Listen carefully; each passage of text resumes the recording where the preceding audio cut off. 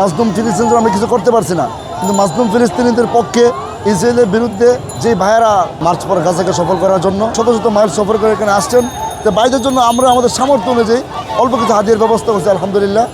আমাদের প্রজেক্ট থেকে আপনাদের হাদিয়া, ঠিক আছে? হ্যাঁ ভাই, এদিকে আসেন, ওপরে আসেন, ওদের নেন, ওদিকে আসেন।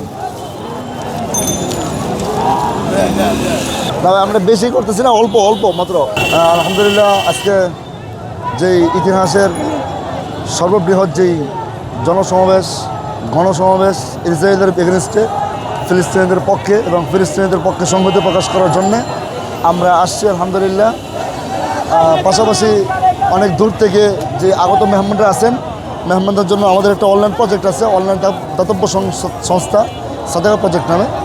আমরা সেই সাদাকা প্রজেক্ট থেকে বাইরের জন্য, মেহমানদের জন্য হালকা কিছু বিশুদ্ধ পানি এবং অল্প কিছু নাস্তার ব্যবস্থা করছি। এবং আমরা সকল ভাইদেরকে আহ্বান জানাই আমাদের আজকের এই মার্চ পর গাজাকে সফল করার জন্য সকলে উপস্থিত এবং সকলে সংহতি প্রকাশ করাটা অতীব জরুরি। মুসলিমদের পক্ষে জালিমদের, ইহুদিদের বিরুদ্ধে সংহতি প্রকাশ করা, প্রতিবাদ অব্যাহত রাখা প্রত্যেকটা মুসলমানের নৈতিক এবং ইমানি দায়িত্ব।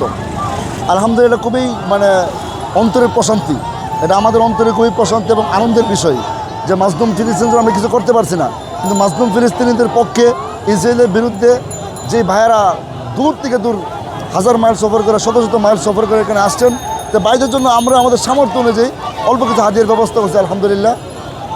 এটা আমাদের জন্য খুবই আনন্দ এবং আত্মার প্রশান্তি মনে হচ্ছে।